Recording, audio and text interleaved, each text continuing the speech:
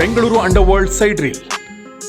ಈ ಕಾರ್ಯಕ್ರಮದ ಪ್ರಾಯೋಜಕರು digital Chitte, your promotional partner. Bengaluru underworld side ರೀಲ್ನಲ್ಲಿ ಒಂದಷ್ಟು ಪ್ರಶ್ನೆಗಳನ್ನ ತಗೋತಾ ಇದ್ದೀವಿ. ಇದರಲ್ಲಿ ಒಂದು ಪ್ರಶ್ನೆ ಬಂದಿರೋದು, ಸುಮಾರು ದಿನ ಆಯ್ತು ಅನ್ಸುತ್ತೆ ಪ್ರಶ್ನೆ ಬಂದು. ಸಚಿನ್ ಶಿವಾಪುರ ಅನ್ನೋರೊಬ್ಬರು ಒಂದು ಪ್ರಶ್ನೆ ಕೇಳಿದ್ದಾರೆ. Dealing with crime every day will it effect family life and mental health of N officer? ಭಾಳ ಒಳ್ಳೆ ಪ್ರಶ್ನೆ ಅಂತ ಅನಿಸುತ್ತೆ. ಯಾಕೆಂದರೆ ಕೇಳ್ತಾ ಇರುವಂಥ ನಮಗೆ ಒಂದು ಸ್ವಲ್ಪ ಮೆಂಟಲ್ ಹೆಲ್ತ್ ಅಪ್ಸೆಟ್ ಆಗುತ್ತೆ. ಸೊ ಹಿಂಗಿರಬೇಕಾದ್ರೆ ನೀವು ಡೈಲಿ ಅದ್ರ ಜೊತೆಗೆ ಇರುವಂಥವ್ರು, ಡೈಲಿ ಅಂದರೆ ನಮ್ಮದು ಆಮೇಲೆ ಒಂದು 8 hours 9 hours ಡ್ಯೂಟಿನೂ ಅಲ್ಲ. ಬೆಳಿಗ್ಗೆ ಹೋಗಿ ಬಂದುಬಿಟ್ಟು ಮನೇಲಿ ಇರ್ತೀವಿ. ಯಾಕಂದರೆ ನಿರಂತರವಾಗಿ ಮಾಡಬೇಕು, ನಾಳೆ ಮಾಡಬೇಕಂದ್ರೆ ಇವತ್ತು ನೀವು ಫುಲ್ ಅದರಲ್ಲೇ ಇರಬೇಕು, ಅದೇ ಮೂಡಲ್ಲೇ ಇರ್ತೀರ ಹೆಚ್ಚು ಕಡಿಮೆ. ಹಿಂಗಿರಬೇಕಾದ್ರೆ ನಿಮ್ಮ ಮೆಂಟಲ್ ಹೆಲ್ತು ಅಪ್ಸೆಟ್ ಆಗೋ ಸಾಧ್ಯತೆ ಇದೆ, ಫ್ಯಾಮಿಲಿ ಲೈಫ್ ಕೂಡ ಅಫೆಕ್ಟ್ ಆಗೋ ಸಾಧ್ಯತೆ ಇದೆ ಅನ್ನೋದು ಒಂದು ಪ್ರಶ್ನೆ. ಏನು ಹೇಳ್ತೀರಿ ಸರ್ ಈ ಬಗ್ಗೆ? ಅದೇ ಈ ಪ್ರಶ್ನೆ ಒಂಥರ ಡೆಡ್ ಹೌಸಲ್ಲಿ ಪ್ರತಿ ದಿವಸ ಹೆಣ ಕುಯ್ತಾರಲ್ಲ, ಅವ್ರಿಗೆ ಎಷ್ಟು ದೇವ ಹಿಡ್ಕೋತೇವೆ ರಾತ್ರಿ ಹೊತ್ತು ಒಂದಂಗೆ ಆಗೈತಿ. ಓಕೆ, ನೋಡಿ, ಅದು ನಮ್ಮ ಕೆಲಸ. ಆಮೇಲೆ ಡೀಲಿಂಗ್ ವಿತ್ ಎ ಕ್ರೈಮ್ಸ್ ಅಂತ ಅನ್ನುವಂಥದ್ದು, ಪ್ರತಿ ದಿವಸ ಕ್ರೈಮ್ಗಳನ್ನ ಡೀಲ್ ಮಾಡ್ತಕ್ಕಂಥದ್ದು ನಾವು ಕೆಲಸನೇ ಚೂಸ್ ಮಾಡ್ಕೊಂಡಿರುವಂಥದ್ದು. ಆಮೇಲೆ ಅದ್ರ ಜೊತೆನೇ ಸೇರ್ಕೊಬಿಟ್ಟಿರೋದ್ರಿಂದ ನಾವು ಅಪರಾಧಗಳಾದಾಗ ಆಗುವಂಥ ಟೆನ್ಷನ್ ಜಾಸ್ತಿ ಮನುಷ್ಯರಿಗೆ. ಯಾರಿಗೆ ಅಲ್ಲಿ ಅಧಿಕಾರಿಗೆ ಏನಾದರೂ ಅಪರಾಧಗಳಾಗ್ತಾ ಇದ್ದಾವೆ ಅಂತಂದರೆ ಅದು ಪತ್ತೆನೂ ಆಗೇ ಆಗಬೇಕು. ಅಪರಾಧಗಳಾಗ್ತಾ ಇರ್ತೇವೆ, ಪತ್ತೆ ಮಾಡಲಿಲ್ಲ ಅಂತಂದರೆ ಕೇಳುವವರು ಜಾಸ್ತಿ ಇರ್ತಾರೆ ಮೇಲ್ಗಡೆ. ಆವಾಗ ಅದಕ್ಕೆ ಸಂಬಂಧಪಟ್ಟಂಗೆ ಯಾವಾಗ ಪತ್ತೆ ಆಗಲ್ವೋ ಆವಾಗ ಈ himself called as an inefficient ಅಂತ ಬಂದ್ಬಿಡುತ್ತೆ. ಆಗ್ತಾ ಇರುವಂಥವನ್ನ ತಡೆಗಟ್ಬಿಟ್ಟು ಏನೂ ಇಲ್ದಂಗೆ ಮಾಡುವಂಥದ್ದು, that is better way of ಇದು. ಅಲ್ಲೇ ಏನಾರು ಆಗಲಿ ಅದು ಆಗಬಾರ್ದು. ಅದು ಹೆಂಗೆ ಬರ್ತಾನೋ ನಮಗೆ, ನಮ್ಮ ಏರಿಯಾಗೆ ರೌಡಿ ಅದು ಹೆಂಗೆ ಬರ್ತಾರೋ, ಒಳಗೆ ಬರ್ತಾರೋ ನನ್ನ ಮಕ್ಕಳು ರೌಡಿಗಳು, ಅದು ಹೆಂಗೆ ಬಂದು ಕಳ್ತನ ಮಾಡ್ಬಿಡ್ತಾನೆ ನಮ್ಮ ಏರಿಯಾದಲ್ಲಿ ಕಳ್ಳ ಯಾವ ಕಡೆಯಿಂದ ಬರ್ತಾನೋ ನನ್ನ ಮಗ ಬರಲಿ. ಇದೊಂದು ಚಾಲೆಂಜ್ ಒಬ್ಬ ಪೊಲೀಸ್ ಆಫೀಸರ್ಗಳಿಗೆ. ಏನಪ್ಪ ಏನು ಒಳ್ಳೆ ಸಖತ್ತು ಪಂಟ್ರು, ಏನು ಆಕಾಶ ಹಾರಾಡ್ದಂಗೆ ಇದ್ಬಿಟ್ಟು ಆ ಕ್ಷಣಕ್ಕೆ ಕಳ್ತನ ಬರಲ್ಲ. ಕಳ್ಳರು ಒಂದೇ ಬರ್ತಾರೆ, ಅವನು ಎಂಥ ಗಟ್ಟಿಗ ಇದ್ರು ಬರ್ತಾರೆ. ಬಟ್ ಯೂನಿವರ್ಸಿಟಿ ಹೇಳಿದ್ನಲ್ಲ, ಜೈಲಿಗೆ ಹೋಗಿ ಅಲ್ಲಿ ಆ ಪೊಲೀಸ್ ಆಫೀಸರ್ ಬಗ್ಗೆ ಮಾತುಕತೆ ಆಗಿ ಅವನು ಹೆಂಗೆ ಟ್ರೀಟ್ಮೆಂಟ್ಗಳು, ಅವನ ಕಥೆ ಏನು, ಅವನ ಬಿಹೇವಿಯರ್ ಹೆಂಗೆ, ಅವನು ಏನು ಮಾಡ್ತಾನೆ, ಯಾವ ಮಟ್ಟಕ್ಕೆ ಪೊಲೀಸ್ ಕೆಲಸ ಮಾಡ್ತಾನೆ ಅಂತ ಅನ್ನೋಂಥದ್ದು ಅವ್ರು ಗೊತ್ತಾಗ್ಬಿಟ್ಟು, ಆದರೆ ಗೊತ್ತಾದ ತಕ್ಷಣವೇ ಬರಲ್ರು. ಅವನ ಏರಿಯಾ ಎಲ್ಲಿದ್ದಾನೆ, ಇಂಥ ಕಡೆ ಒಂದು ಪೊಲೀಸ್, ಅಪ್ಪ ಬೇಡಪ್ಪ ಸವಾಸ ಒಂದು, ಅವನು ಹೋಗಿ ತೊಲಗೋಗುವವರೆಗೂ ಅವನ ಏರಿಯಾಗೆ ಹೋಗೋದು ಬೇಡ ಅಂತ ಆ ಭಾಗಕ್ಕೆ ಬರಲ್ರು. ಏನೂ ಗೊತ್ತಿರೋದಿಲ್ಲ ನಾವು ಅವನ ಬಗ್ಗೆ ಎಲ್ಲ. ಅಲ್ಲೇನು ಅವ್ರನ್ನ ತಲೆಯನ್ನು ಕೆಡ್ಸ್ಕೊಳಕ್ಕೆ ಹೋಗೋದಿಲ್ಲ. 4ರಲ್ಲಿ 5ನೇ ಬಸವಣ್ಣ ಅಂದ್ಬಿಟ್ಟು ಹೊಟ್ಟೋಗ್ಬಿಡ್ತಾರೆ. ಏನು ಗೊತ್ತಿಲ್ಲ ಅಂತಂದರೆ ಯಾರು ಅವನ ಬಗ್ಗೆ ಯಾರು ಮಾತಾಡಲ್ಲ ಜೈಲಲ್ಲಿ. ಏನೋ ಒಂಥರ ಬಸವಣ್ಣಂಗೆ ಬಾಳೆಹಣ್ಣು ಕೊಟ್ಟರು ತಿನ್ನುತ್ತೆ, ಬೂಂದಿ ಕೊಟ್ಟರು ತಿನ್ನುತ್ತಲ್ಲ ಅಂತ ಗಿರಾಕಿ ಅಂತ ಕಣ ಅವ್ನಿಗೇನು ತಲೆ ಕೆಡ್ಸ್ಕೊಳ್ಳಲ್ಲ. ಅದನ್ನೆಲ್ಲನೂ ಅವ್ನ ಪಾಡ್ಗೆ ಅವ್ರ ಕೆಲಸ ಕಳ್ತನ ಮಾಡಬೇಕಾದದ್ದು, ರಾತ್ರಿ ಹೊತ್ತು ಮನೆ ಪತ್ತೆ ಮಾಡಿಕೊಂಡು ಬಾಗಿಲಾಗ್ತಾ ಇರುವಂಥದ್ದು ಕಳ್ತನ ಮಾಡುವಂಥದ್ದು, ಮನೆ ಒಂಟಿ ಜಾಗಗಳಿಗೆ ಖಾಲಿ ಜಾಗ ಇರುವಂಥ ರಾತ್ರಿ ಹೊತ್ತಿರುವಂಥದ್ದು ರಾಬರಿ ಮಾಡುವಂಥದ್ದು, ಆಮೇಲೆ ಇನ್ನೇನೋ ಮಾಡಬೇಕು ಚೀಟಿಂಗ್ ಮಾಡುವಂಥದ್ದು, ಎದುರಿಸಿ ಕಾಂಪೌಂಡ್ ಹಾಕಿ ಬಡವ್ರ ಬಗ್ಗರು ಜಮೀನುಗಳಿಗೆ ಎದುರಿಸಿ ಅವ್ರ ಮನೆ ಖಾಲಿ ಮಾಡಿಸೋ ಇದವೆಲ್ಲ ಕಾರ್ಯಕ್ರಮಗಳು ಮಾಡಿಬಿಡ್ತಾರೆ. ಕ್ರೈಮ್ಸ್ ಅಂತ ಅಂದರೆ ನಾವು ಯಾವುದೇ ಒಬ್ಬ ಪೊಲೀಸ್ ಠಾಣೆಯಲ್ಲಿ ಪೊಲೀಸ್ ಆಫೀಸರ್ ಅಧಿಕಾರಿ ಕೂತ್ಕೊಂಡಾಗ ಏನಾಗುತ್ತೆ ಅಂದರೆ ಕಳ್ತನ ಆಗ್ತದೆ. ಕಳ್ತನ ಆದ ತಕ್ಷಣ ಏನು ಅಂದರೆ ಅದನ್ನ ಯಾರಿಗೂ ಒಬ್ಬರು ACP ಹೇಳಬೇಕು, ಒಬ್ಬರು DCP ಹೇಳಬೇಕು, ಅಡಿಷನಲ್ ಕಮಿಷನರ್ಗೆ ಹೇಳಬೇಕು. ಹೇಳುವಂಥದ್ದು ಇದೆಯಲ್ಲ, ಇದು ಕಳ್ತನ ಮಾಡೋದಕ್ಕಿಂತ ಕಷ್ಟ. ಯಾಕೆ ಅಂದರೆ 128 ಕೇಳ್ತಾರೆ, ಹೆಂಗಾಯಿತು, ಯಾಗಾಯಿತು, ಎಲ್ಲಿ ಬಂದ ಅವನು, ನೀವೇನು ಮಾಡ್ತಾಯಿದ್ರಿ, ಕೊನೆಗೆ ಯಾವ ಮಟ್ಟಕ್ಕೆ ತತ್ತಂದರೆ ನೀವೇ ಯಾರನ್ನಾರ ಬಿಟ್ಟು ಮಾಡಿಸ್ಬಿಟ್ಟ ಅನ್ನೋ ಮಟ್ಟಕ್ಕೆ ಮಾತಾಡ್ಬಿಡ್ತಾರೆ. This is the real problem police ಆಫೀಸರ್ಗಳಿಗೆ. ಓಕೆ, ಅಂದರೆ ಅವ್ರಿಗೆ ಕಮ್ಮಿ ಆಗಬೇಕು, ಅವ್ರಿಗೆ ಆಗಬಾರ್ದು. ಕರೆಕ್ಟ್, ಅದು ಓಕೆ. ಅವ್ರ ಮೆಂಟಾಲಿಟಿಲಿ ಸೀನಿಯರ್ ಆಫೀಸರ್ಗಳು ಅವ್ರ ಲೆಕ್ಕಾಚಾರದಲ್ಲೂ ಆಗಬಾರ್ದು, ಆಗದೇ ಇರುವಂಥ ತಡೀಕಾಗೋದಿಲ್ಲ. ಅಂದರೆ ಆ ಸ್ವೀಕರಿಸೋ ರೀತಿ ಇರ್ತದಲ್ಲ, ನಾವೇನಾರ ಹೇಳಿದಾಗ ಅದನ್ನು ಸ್ಪೋರ್ಟಿವ್ ಆಗಿ ತೊಗೋಬೇಕು. ಅದನ್ನ ಆಯಿತು, ಆಮೇಲೆ ಎಲ್ಲ ಬಿಡೋ, ಆಯ್ತು ಬಿಡೋ, ಎಲ್ಲಾಯಿತು ಹೇಳಿ ಬಿಡಿ, ನಾಳೆ ಹೇಳೋರಂತೆ, ನಥಿಂಗ್ ಡೂಯಿಂಗ್, ಹಂಗಲ್ಲ. ಪ್ರತಿಯೊಂದು ಕೇಳೋದಂತ ಕೇಳಿಸ್ಕೊಳ್ಬೇಕು. ಅದೇ ಥರನೇ ಪತ್ತೆ ಮಾಡದೇ ಇರ್ತಕ್ಕಂಥವ್ರಿಗೆ ಬೆನ್ನು ಬೀಳಬೇಕು. ಓಕೆ, ಪತ್ತೆ ಮಾಡಲ್ಲ, ಬೆಳಗ್ಗೆ ಎದ್ದು ಬಂದು ಸಾಯಂಕಾಲ ತನಕ ನೀವು ಮೊಬೈಲ್ ನೋಡ್ಕೊಂಡು ಕೂತ್ಕೊಬಿಟ್ಟು ಬೆಳಗ್ಗೆ ಸಾಯಂಕಾಲ ಆದಮೇಲೆ ಫುಲ್ಲು ಬಾಟ್ಲು ನೋಡ್ಕೊಂಡು ಮನೆಗೆ ಹೋಗ್ಬಿಟ್ರೆ ಪೊಲೀಸ್ ಕೆಲಸ ಹಂಗಲ್ವಲ್ಲ. ಸರ್ ಈಗ ಒಂದು ಸ್ವಲ್ಪ ಡೈವರ್ಟ್ ಆಯ್ತು ಇಶ್ಯೂ. ಕರೆಕ್ಟ್ ಸರ್, ನೀವು ಹೇಳ್ತಾ ಇರೋದು. ಬಟ್ ಈಗ ಇದು ಹೇಗೆ ನಿಮ್ಮ ಮೆಂಟಲ್ ಎಫೆಕ್ಟು?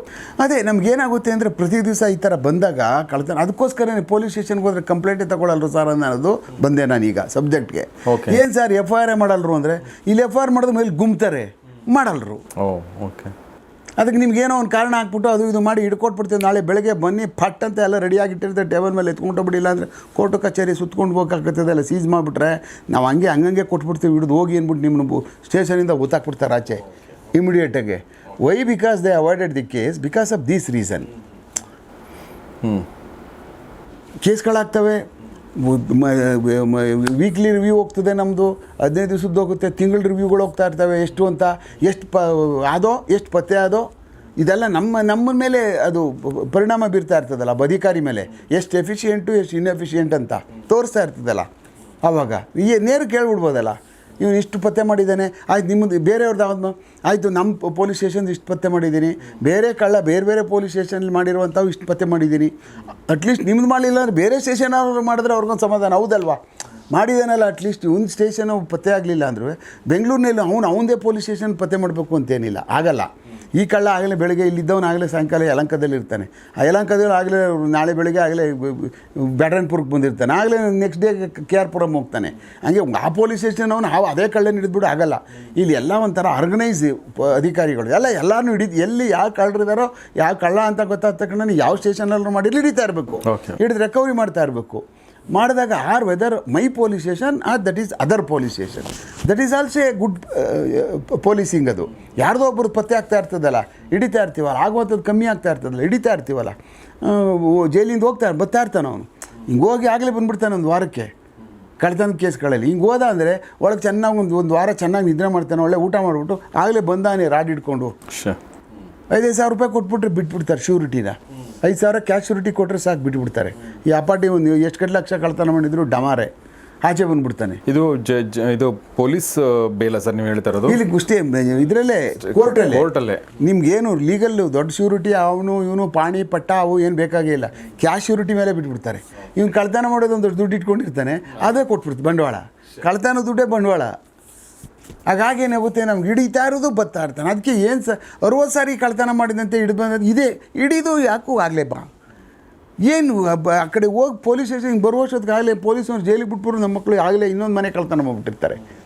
ಅಂದರೆ ಅಷ್ಟು ಲೈಟಾಗೆ ನಮ್ಮ ಪೊಲೀಸ್ ಸ್ಟೇಷನ್ ನಮ್ಮ ಇದ್ರುಗಳಲ್ಲಿ ಈ ಕೇಸ್ಗಳನ್ನ ತಗೊಳ್ತಾರೆ, ಕಳ್ತನದ ಕೇಸ್ಗಳನ್ನ.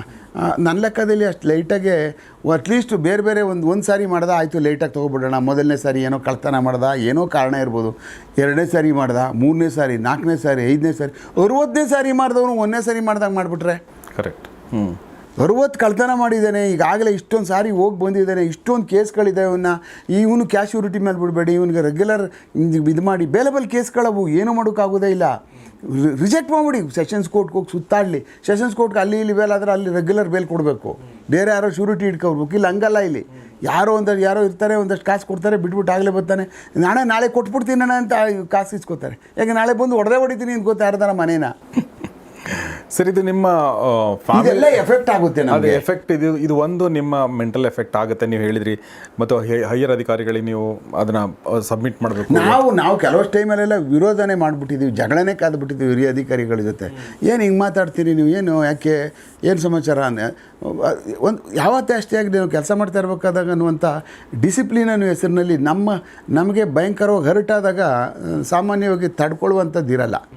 ನಾನಂತೂ ತಡ್ಕೊಂಡಿಲ್ಲ ಬಿಡಿ, ನಾನೊಂದು ಹಿರಿಯ ಅಧಿಕಾರಿ ಮೇಲೇ ಬಿದ್ದಿದ್ದೆ ಒಂದು ಟೈಮು.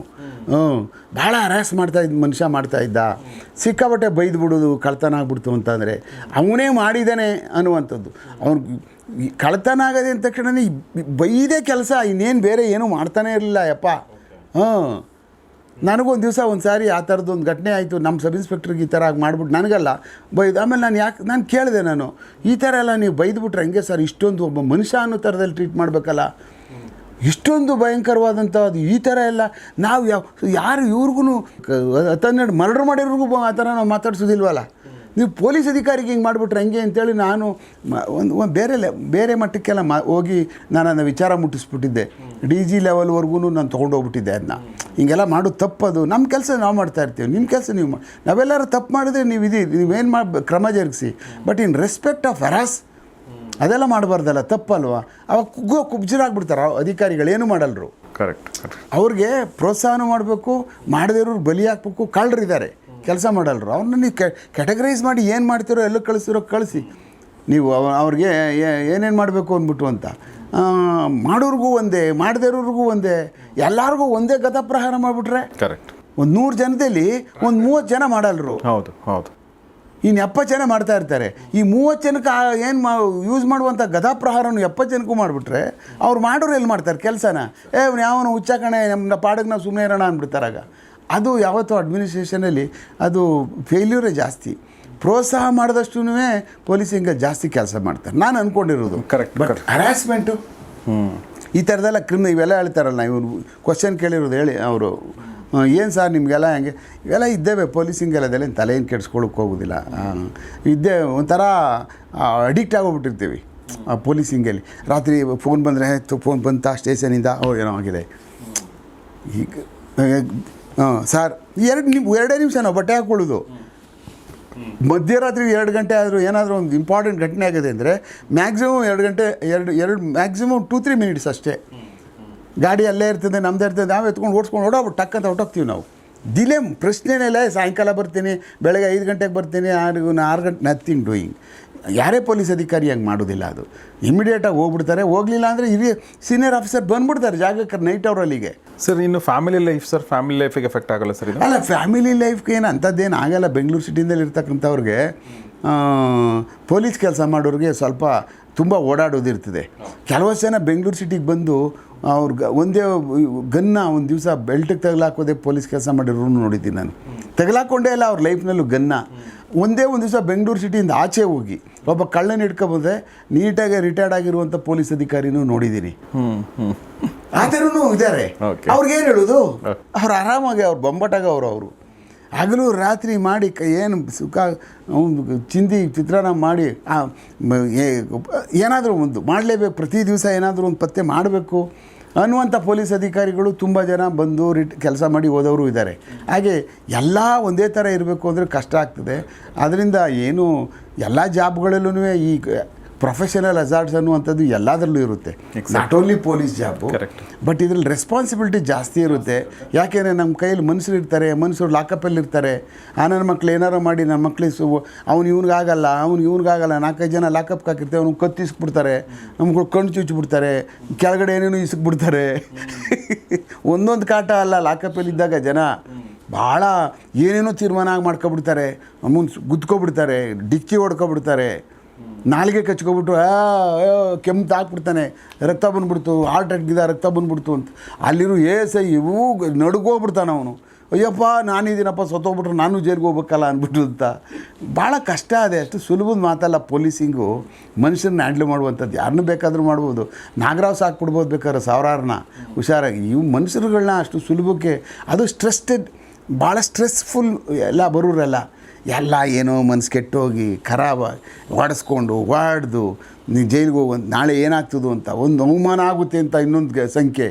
ನಾಳೆ ಏನು ಲಾಕಪ್ ಕೂರಿಸ್ಬಿಟ್ರು, ಬಟ್ಟೆ ಬಿಚ್ಚಿಸ್ಬಿಟ್ರು, ನನ್ನ ಕಥೆ ಏನಾಗಬೇಕು, ನಾಳೆ ಜೈಲಿಗೆ ಹೋಗ್ತಾಯಿದ್ದೀನಿ, ಜೈಲು ಹೆಂಗೆ ಏನು ಅವ್ರಿಗಾಗಲೇ ರಾತ್ರಿಲೆಲ್ಲ ಅವ್ರಿಗೆ ಅಲ್ಲಿ ಏನೋ ನರಕದಲ್ಲಿ ಏನು ಗರ್ಭದಲ್ಲಿ ಕುಯ್ಯೋದು ಆಮೇಲೆ ಚುಚ್ಚೋದು ಎಲ್ಲ ಅವ್ರು ರಾತ್ರಿಲೆಲ್ಲ ಕನಸ್ಬೋತಾ ಇರ್ತಾವೆ ಅವ್ರಿಗೆ. ಲಾಕಪ್ಗೆ ಬಂದ್ಬಿಡ್ತು ಅಂದರೆ ಪೊಲೀಸ್ ಸ್ಟೇಷನಲ್ಲಿ ಇಲ್ಲಿ ಏನೋ ಬಂದು ಒಂದು ಪಾಸ್ಪೋರ್ಟ್ಗೆ ಒಂದು ಅರ್ಜಿಗೆ ಒಂದು ಫೋನ್ ಬಂದ್ಬಿಡ್ತು ಅಂತ ಅಂದ್ರೆ ಸರ್ ಯಾಕೋ ಫೋನ್ ಇದೇನೇ ನಿನ್ನ ಪಾಸ್ಪೋರ್ಟ್ ಬಂದು ಹೌದಾ ಸರ್, ಸರಿ ಸರ್, ಒಳ್ಳೇದಾಯ್ತು ಸರ್. ಈಗಲೂ ಇದ್ದಾರೆ ಆ ಥರ. ಆ ಭಯ ಯಾಕೆ ಭಯ ಅನ್ನುವಂಥದ್ದು ಯಾಕಿದೆ ಅಂತ ಅಂದರೆ ಬೇರೆ ಯಾವುದೇ ಇಲಾಖೆನಲ್ಲಿ ಯಾಕಿಲ್ಲ, ಇದರಲ್ಲಿದೆ ಅಂದರೆ ಗೋಡೆ ಹಿಂದೆ ಜೈಲಿದೆ ಅದೊಂದು ಭಯ ಅಷ್ಟೇ ಜನಕ್ಕೆ. ಇವನು ಏನಾರ ಕರೆದಾದರೆ ಏನಾದರೂ ಕೇಸ್ ಜೈಲಿಗೆ ಕಳಿಸ್ಬಿಡ್ತಾನ. ಯೋಚನೆ ಮಾಡ್ಕೊಳ್ಳಿ, ಜೈಲಿಗೆ ಕಳಿಸ್ತು ಅಂತಾದರೆ ಇನ್ನೆಷ್ಟು ತಿರುಗಬೇಕು, ಲಾಯರ್ಗೆ ದುಡ್ಡು ಕೊಡಬೇಕು, ಆಮೇಲೆ ಬೇಲ್ ಕೊಡಬೇಕು, ಆಮೇಲೆ ನಿಂತ್ಕೋಬೇಕು, ಎಷ್ಟು ಕಷ್ಟ. ಅದನ್ನು ಯೋಚನೆ ಮಾಡೋಂಗಿಲ್ಲ ಬಿಡಿ ಯಾರೋ ಒಬ್ಬ ಮನುಷ್ಯ ಆ ಒಂದು ಸಂದಿಗ್ಧ ಪರಿಸ್ಥಿತಿನ ಆ ಒಂದು ಏನು ಪರಿಸ್ಥಿತಿನ ಅಲ್ಲೋಗಿ ಅನುಭವಿಸ್ಬರ್ಬೇಕಲ್ಲ. ಅದರಿಂದ ಯಾರೇ ಒಬ್ಬ ಮನುಷ್ಯ ಸ್ಟ್ರೆಸ್ ಆಗಿರ್ತಾನೆ ಪೊಲೀಸ್ ಸ್ಟೇಷನ್ನಲ್ಲಿ.